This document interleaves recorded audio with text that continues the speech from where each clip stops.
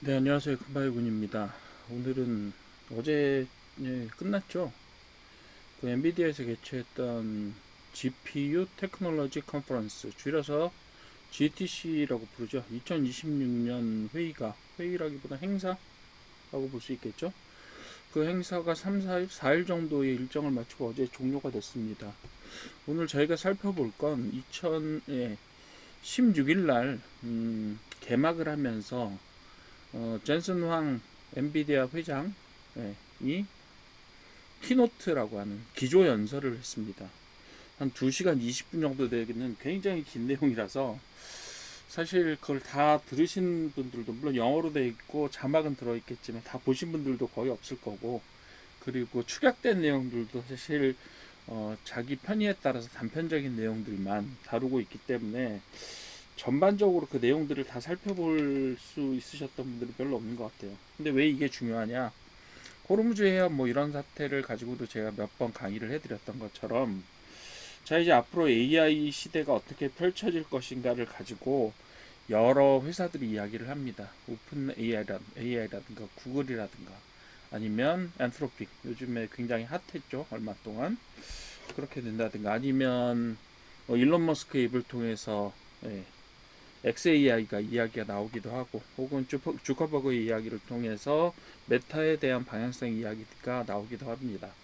그렇지만 지금 제가 말씀드렸던 여러 회사들, 오픈 AI, 구글, 그리고 메타, 엔트로픽, 이런 회사들이 다 뭘 가지고 그 자기들의 엔진 그 AI를 개발을 하느냐 혹은 학습을 시키느냐 하면 바로 엔비디아의 GPU를 가지고 합니다.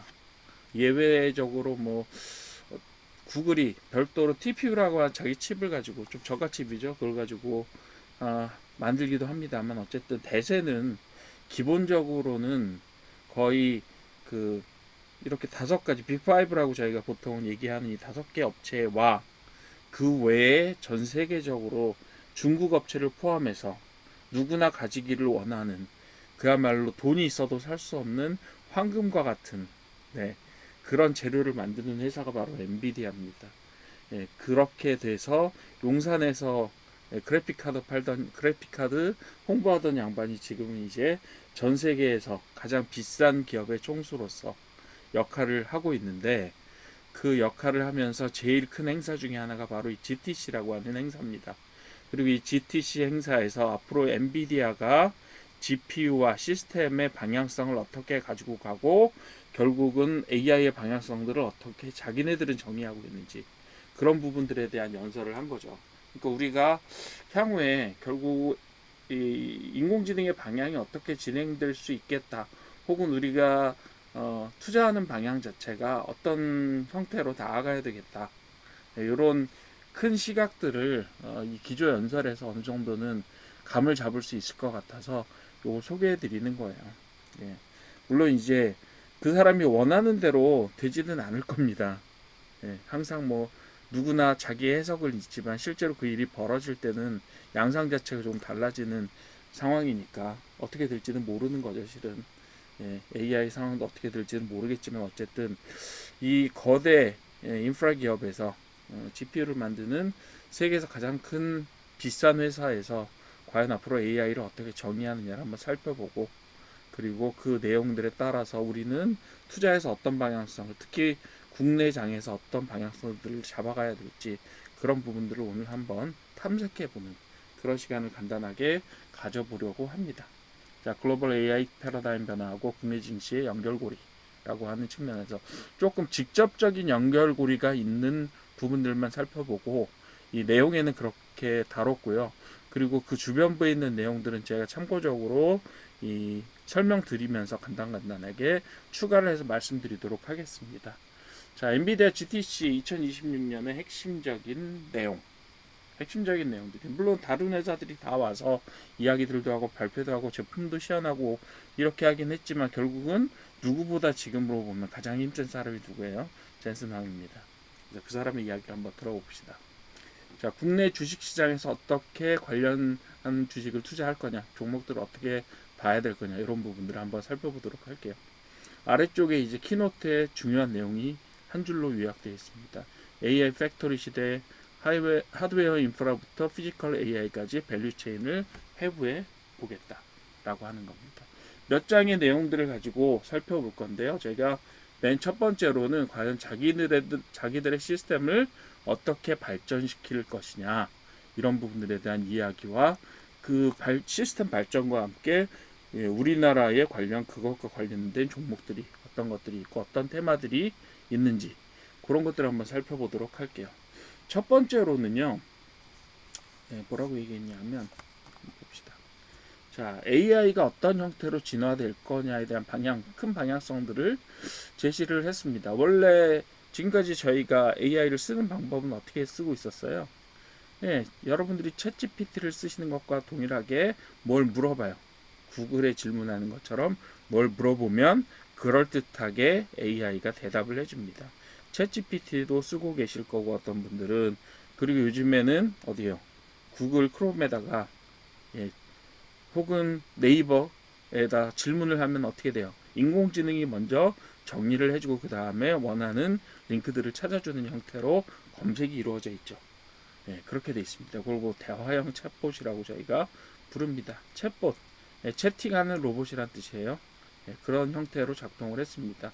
그런데 이제 이게 앞으로는 어떻게 되느냐 하면, 단순하게 대화를 해주는 챗봇 형태에서 실행을 직접 해주는, 즉 이메일도 날려주고 데이터를 모아서 엑셀도 움직이고 파워포인트도 움직이고 때로는 동영상도 만들고, 또 뭐예요? 메시지도 보내주고, 메신저를 통해서. 그리고 또 뭐예요? 그림도 그려주고, 음악도 만들어주고, 알람도 켜주고, 뭐 이런 기능들을 실제로 하고요. 그리고 최근에 나온 것처럼 코드를 만들어서 실제로 어떤 앱을 만든다든가 어떤 사이트를 만든다든가 이런 것들을 직접 대신 해주는 에이전트라고 하는 형태의 그 에이전트라고 하는 형태로 이 인공지능이 점점 발전하고 있고요. 지금은 이 에이전트 단계에 이미 들어섰습니다. 그래서 젠순왕이 이야기했던 것처럼, 강연에서 직접 이야기했던 것처럼, 지금은 모든 프로그래머들 중에서 인공지능의 도움을 받지 않고 혼자서 모든 프로그램을 다 하는 프로그래머는 없어요. 거의 단언할 수 있습니다. 그래서 모든 프로그래머들이 다 인공지능의 도움을 받아서 프로그래밍을 하고 있고 뭔가 작업들을 하고 있습니다. 그러면 프로그래머들만 이 인공지능의 힘을 빌리느냐? 아니요. 앞으로는 조금 더 많은 곳에서, 조금 더 넓은 곳에서 이 인공지능이 활용되게 될 겁니다. 가까운 예로 이번 미국 이란 전쟁에서 폭격의 우선순위, 미사일로 어디를 폭격을 해야 될지를 우선순위를 정하는데 인공지능이 사용되었다라는 유력한 증거들이 있습니다. 물론 어느 회사의 제품이냐 하면 알고 계시는 회사의 제품이에요. 그 코어는 뭘로 되어 있죠? 엔트로픽의 클로드로 되어 있고, 그 회사는 파란티어입니다. 그럼 어쨌든 그렇게 다 알려져 있어요. 그렇게 알려져 있기 때문에 비밀도 아니고요. 이걸 아실 만한 분들은 다 아실 거고요. 그런 형태로 전쟁도 지휘하는 것이 바로 지금 인공지능이다, 이렇게 보시면 돼요. 자, 처음의 단계에서는 인식이라는 단계가 있습니다. 애초에 인공지능은 데이터를 가지고 와서 그것을 학습합니다. 데이터로부터 배워서 학습을 하고, 그 다음에 학습이 계속해서 진행되고 깊이가 깊어지면 그 다음에는 생성하기 시작해요. 여러분들이 지금 챗GPT에서 보시는 것처럼 새로운 어떤 내용들을 만들어서 정리해서 인공지능이 저희에게 제시를 해줍니다. 그걸 생성 단계라고 불러요, 저희가. 그 다음에 추론 단계라고 하는 것은 뭐냐 하면, 생성된 것들이 조금 더 나아가게 되면 어떤 방향성들이나 무슨 일을 어떻게 해야 될지에 대해서 어떤 판단들을 내려주기 시작해요. 이제 인공지능을 통해서.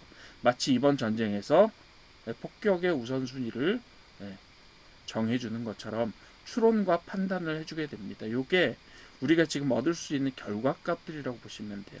최근에는 인식과 생성 단계를 지나서 추론 단계에, 그래서 인퍼런스라고 부르는데, 저희가 이 단계에 지금 시스템 자원들이 굉장히 집중되고 시스템 자원들을 많이 필요로 하고 있어요. 지금 이 단계가 제일 요 추론 단계가 제일 지금 강조되는 단계입니다.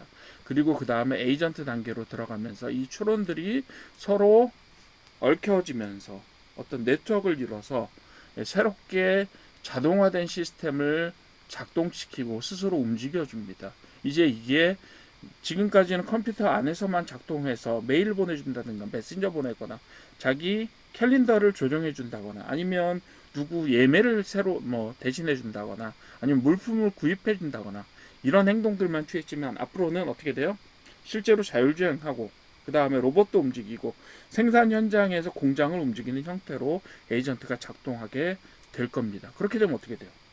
자, 이제 모든 시스템들이 인공지능을 기반으로 작동한다.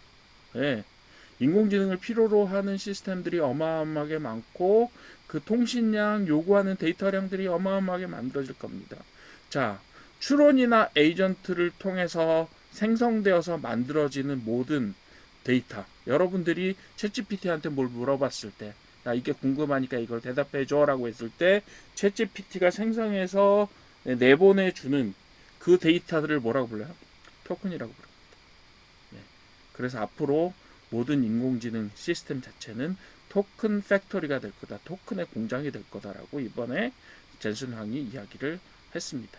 뭐 좀 어려운 얘기 좀 길게 해서 죄송합니다. 뭐 어쨌든 이 내용들을 기본적으로 알고 계셔야 다음 단계가 진행이 되기 때문에 그래요. 그래서 트래픽하고 토큰이 폭발적으로 증가하면서 어떻게 돼요?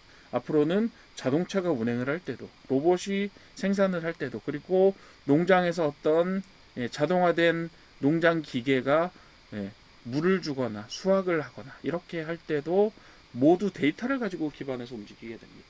그럼 어떻게 돼요? 데이터의 소비량이 늘어나게 되는 거죠. 한마디로 데이터가 없으면 움직일 수가 없어요. 그런 사회가 벌어지게 되는 겁니다.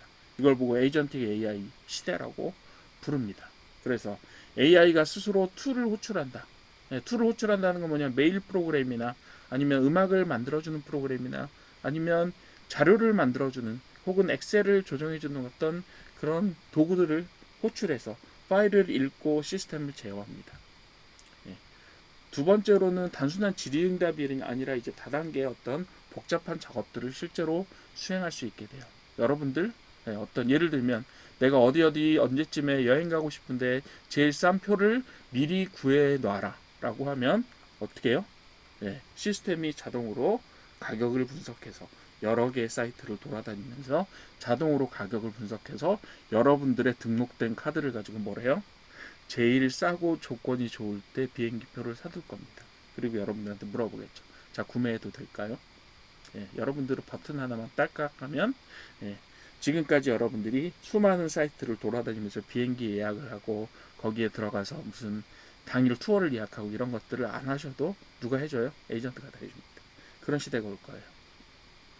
자, 그리고 메모리, 전력, 네트워크, 극심한 병목 현상이 유발이 되겠죠. 당연히 누구나 다 그걸 쓸 거니까요. 여러분들뿐만 아니라 여러분들 옆자리의 동료도 혹은 여러분들의 자녀분들도 부모님들도 이제 친구들도 다 그걸 쓸 거니까 어떻게 돼요? 당연히 데이터에 대해서 병목 현상이 일어나는 거죠. 그래서 그걸 극복하기 위해서 앞으로 그런 세상이 올 때를 대비해서 엔비디아는 전략적으로 대응합니다. 어떻게 해요? 지금 현재는 GPU 제조사라고만 단순히 여러분들이 알고 있었어요. 그건 몇 년 전 이야기예요. 지금 이미 엔비디아는 그 단계는 이미 지났습니다. 지금 이미 시스템을 설계하는 회사, 시스템 전체를 만들어내는 그 인공지능을 만들어내는 인공지능 팩토리의 기본 단위들을 만들어내는 회사가 이미 되었습니다. 그걸 뭐 AI 팩토리 인프라 기업이라고 부르기로 합니다. 자, 잘라보면 AI, 인공지능을 만들어내는 인공지능의 데이터를 생산해내는 공장에 들어가는 어떤 중요한 부속품들, 중요한 기구들을 만들어내는 마치 뭐예요? 공장의 기계를 만들어내는 회사 혹은 운수회사의 자동차를 만들어내는 회사와 동일한 역할을 엔비디아가 이제 앞으로 하게 될 겁니다. 자, 자동차가 앞으로 어떻게 변화될 겁니다라고 누군가 거대 자동차 회사의 사장이 이야기를 했어요. 그럼 어떻게 돼요? 그 자동차를 가지고 운영하는 운수기업이나 물류기업이나 이런 쪽에서는 앞으로 자동차가 이런 식으로 발전하니까 우리 사업도 어떤 식으로 변화되겠구나 이렇게 생각을 하게 되겠죠. 그 역할을 합니다. 바로 자동차 제조사 혹은 공장의 생산기계 제조사의 역할을 이제 엔비디아가 하게 되는 거죠. 자, 그래서 그걸 위해서 새로운 아키텍처인 베라루빈 전면적으로 도입합니다. 2026년에 주요 제품군이 될 거예요. 지금까지 블랙웰이었죠. 그래서 B200, B200 울트라 이런 것들이 주 제품이었다면 이제 어떻게 돼요? 베라루빈이 주 제품이 됩니다. 세 번째로는 AI 칩 시장 규모 전망을 그렇게 해서 우리는 1조 달러를 팔겠다. 1,500조를 팔겠다입니다. 네, 그쵸. 용팔이 아저씨가 정말 야망이 대단하게 되었어요. 네, 이런 방향성들을 정했습니다. 실행형 에이전트라고. 자, 그러면 우리나라는 이 실행형 에이전트를 하겠다라고 하는 엔비디아의 방향성을 기반으로 했을 때 어떤 시장에서 종목과 테마들이 어떤 관련성이 있을까요? 일단 메모리 테마가 굉장히 중요한 영향을 받게 됩니다. 자, 지금까지는 HBM4만 얘기를 했었어요. HBM4 나아가서는 HBM4 이 정도까지만 이야기를 했고 그 테마들이 결국 관련이 있을 것이다 라고 생각을 했었습니다. HBM4는 기본적으로 매우 비싸고 초고속의 메모리입니다. 기술도 매우 복잡하고요. 만들 수 있는 회사가 세 개 회사밖에 없어요. 우리나라에 2개, 미국에 1개. 정말이요. 3개밖에 없어요. 그 정도로 어려운 일이에요. 세상에 아무리 잘 나가는 메모리 제조사도 이 HBM4를 만들지는 못합니다. 단 3개 회사. 그것도 마이크론은 저기를 할 수 있을지 없을지도 몰라요. 그 공급을 할 수 있을지도 없을지도 모르고 단 우리나라의 2개 회사 SK 하이닉스와 삼성전자만이 그 납품 저기를 통과를 했어요. 납품 품질 검사를 통과를 한 상태입니다. 굉장히 비싸요. 그리고 그 아래에 뭐가 있냐면 DDR, GDDR7이라고 하는 게 있어요. 이거는 대규모 컨텍스트 추론을 하기 위해서 쓰는 겁니다. GDDR7은 기본적으로 LPU에서 쓰게 될 것 같아요. LPU는 제가 나중에 기술 문서를 가지고 또 한번 정리를 해서 만들어 놓은 저기가 있습니다. 그 강의가 있는데 그거는 내일 올려드릴 계획인데 그걸 보시면 아마 조금 더 이해가 쉬우실 건데 거기는 기술 용어들이 조금 더 많이 들어가요. 그래서 이해하시기가 좀 어려울 수도 있습니다. 어쨌든 간에 이 GDDR7 발음도 어렵죠. 얘는 대규모 컨텍스트 추론용. 여기 또 할 말이 많은데 여러분들이 이제 앞으로 여러분들이 입력하시는 뭘 해달라라고 하는 입력하는 입력의 길이가 점점 길어집니다. 지금은 단문형으로 입력하지만 제가 프로그램을 하나 만들 때 보통은 문서로 한 서너 장 정도 되는 내용들을 입력해서 한 번에 인공지능한테 일을 시킵니다. 그렇게 되면 어떻게 돼요? 한 번에 들어가는 입력량이 많아져야 되는데 그 입력량을 다 HBM4 가지고 감당을 못합니다. 그리고 그 용도에도 맞지 않아요. 그래서 GDDR7이라고 하는 메모리 칩들을 사용하게 됩니다. 이건 비용적으로 쌉니다. 그리고 대용량으로 확보를 할 수 있어서 하나에 굉장히 많은 양의 GDDR7이 들어가게 됩니다. 그리고 LPDDR5X라고 하는 소캠 기반의 기술들을 또 사용을 하게 되죠. 소캠 들어보신 적 있을 거예요. 테마 있습니다. 소캠 테마. 그리고 GDDR7 일반적인 메모리 테마입니다. 요거는 저전력 메모리 시스템 메모리로서 어디에 쓰이느냐? 핸드폰에 들어갑니다. 핸드폰에 들어가는데 어디에 들어가냐면 핸드폰에 APU라고 해서 우리 왜 그 삼성에서 만드는 것도 있고 퀄컴에서 만드는 것도 이런 그 CPU 그 동작하던 최상위 어떤 시스템 거기서 쓰는 게 바로 이 그 LPDDR5X라고 하는 건데 보통은 LPDDR까지만 씁니다. 그 5, 6, 7 요거는 세대 부분이기 때문에 그렇게 쓰는 거고 저희가 보통 메모리 얘기할 때 LPDDR을 쓸 때 우리가 뭐 8기가냐, 4기가냐, 12기가냐 좀 비싼 걸수록 더 메모리가 더 커지죠. 그걸 보고 이제 저희가 이 메모리를 그렇게 부르는 겁니다. 그래서 베라라고 하는 CPU에 탑재를 해서 사용할 겁니다. 그래서 앞으로는 저 엔비디아에서는 단순히 GPU만 만드는 게 아니라 CPU도 만들고 GPU도 만들고 거기 메모리도 집어넣고 메모리 전향 장치까지 다 싹 다 집어넣어서 어떻게 해요? 하나의 서버처럼 시스템 렉이라고 저희가 부르는데 그 하나하나의 시스템 여러분 컴퓨터 큰 시스템 하나 보시면 왜 박스 안에 들어있죠. 앞으로는 뭘 만들어요? 그 안에 들어가는 어떤 칩, 뭐 꽂는 카드 이런 걸 만드는 게 아니라 이제 엔비디아는 뭘 만들어요? 그 시스템 자체 하나를 만들어서 납품을 하고 나아가서 그 시스템들을 여러 개 연결해서 공장의 형태로 납품하는 회사가 되려고 하는 겁니다. 예, 그래서 베라 CPU라는 데 탑재가 되고요. 예, 그 발열하고 전력 문제를 해소한, 예, 왜? 핸드폰에 쓰는 거라니까요. 핸드폰에 쓰려면 어떻게 해야 돼요? 발열 나면 안 되고요. 전력 많이 쓰면 안 돼요. 그래서 이런 것들. 그리고 SD램.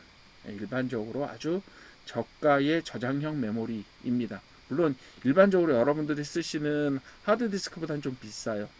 예, 그렇지만 얘는 초저지원의 특화 메모리고 D램과 저기에 그 저장 장치 중간 정도에 있는 성격을 가지고 있는 부분이 되겠습니다. 그래서 요거는 그록이라고 하는 LPU에 탑재되고 토큰 생성 속도를 극대화하기 위해서 토큰 아까 뭐라 그랬어요 제가? 데이터가 토큰이다 이렇게 말씀드렸잖아요. 그걸 빠른 속도로 병목 현상 없이 생성하기 위해서 만들어내는 쓰는 겁니다. 그렇게 우리는 지금 엔비디아가 HBM만 사들인다고 알고 있었지만 그게 아니라 이 여러 층위의 여러 가지의 메모리들을 사용하게 됩니다. 그렇다면 이 메모리들을 다 만드는 업체가 어디? 삼성전자입니다. 이 모든 걸 다 만들어요. 그리고 세계 최고의 품질을 유지하면서 이 모든 종류의 메모리들을 다 만듭니다. 그러니까 삼성전자 그렇게 좋아해서 치킨도 같이 먹고 이러는 거죠. 자, 단일 HBM 경쟁을 넘어서 전력과 비용 최적화를 위해서 다른 메모리, HBM, GDDR, LPDDR 그리고 SRAM까지 다 만듭니다. 그래서 전체적으로 우리나라 메모리 반도체와 관련된 시장이 전체적으로 다 잘 활용이 되게 될 겁니다. 엔비디아가 잘 되면 잘 될수록. 그래서 2026년에 HBM4 생산하게 될 거고 그리고 계속해서 다음 세대가 나오게 되죠. 다음 세대는 아마 파인만이라고 하는 게 쓰이게 될 거고 파인만이라는 게 쓰이게 되는데 파인만도 굉장히 유명한 그 오펜하이머라는 영화에 보면 나옵니다. 그 유명한 과학자고 그 사람의 이름 붙이게 될 거예요. 자, 그 다음에 이런 메모리들을 다 만들어서 사용을 할 거니까 삼성전자 역시 유력합니다. 그래서 토탈 솔루션 공급이 가능하고 그리고 SK하이닉스라고 이것들을 다 안 만드는 거 아니에요. HBM 때문이 유명해서 그렇지 HBM4 말고도 SK하이닉스도 거의 여기에 있는 메모리 칩들을 다 대부분 만듭니다. 그리고 우리나라에 이 메모리 칩들 중에 일부를 생산하는 업체들도 있고요. 자, 그렇다면 어떻게 되겠어? 전체적인 메모리 반도체 생태계가 엔비디아와 함께 발전할 수 있는 그래서 메모리 반도체 잘 될 겁니다. 자, 두 번째는 전략하고 냉각 한계를 돌파하게 해서 하겠다라고 했죠. 지금까지는 카드나 칩만 만들어서 납품을 했기 때문에 사실 엔비디아가 냉각 시스템에 그렇게까지 신경을 쓸 필요는 없었어요. 그런데 이제 어떻게 해요? 전체적으로 이렇게 그림 보이시죠? 이렇게 여러 개의 시스템들을 쌓아서 렉 단위로 납품을 하려고 하면 어떻게 돼요? 얘를 냉각하는 시스템 같이 팔아야 됩니다. 그래서 과거에 단위 칩 중심으로 팔 때는 어떻게 했어요? 부품별로 개별 조립을 하고 이 안에 냉각 시스템을 어떻게 만드는지 설계도 해야 되고 그래서 어떻게 해야 되냐면 엔비디아의 제품을 가지고 설치를 하고 서버 시스템을 만들고 그걸 가지고 인공지능 공장 혹은 인공지능 데이터 센터를 만드는데 하나의 시스템을 납품해서 최소 2일 정도 걸렸어요. 그런데 앞으로 어떻게 해요? 그걸 다 통합해서 하나의 기계로 그냥 넣어드릴 테니 자 2시간만 쓰시면 됩니다. 이렇게 되는 거예요. 베라루빈이라고 하는 시스템은 바로 그렇게 꽂아서 쓰는 시스템에 꽂아서 쓰는 형태가 아니라 어떻게 된다? 하나하나의 완성형 기계들을 파는 형태가 될 겁니다. 그렇게 돼요. 그리고 여기에는 순행식 냉각 시스템이 들어가고 케이블 구조도 재설계하고 거기에 광통신 구조도 들어가게 됩니다. 그리고 설치 기간이 2시간으로 단축된다. 자, 그럼 제가 몇 가지 이야기를 했죠. 여기 하면서 냉각 기술, 광통신 기술 이런 것들이 들어갑니다.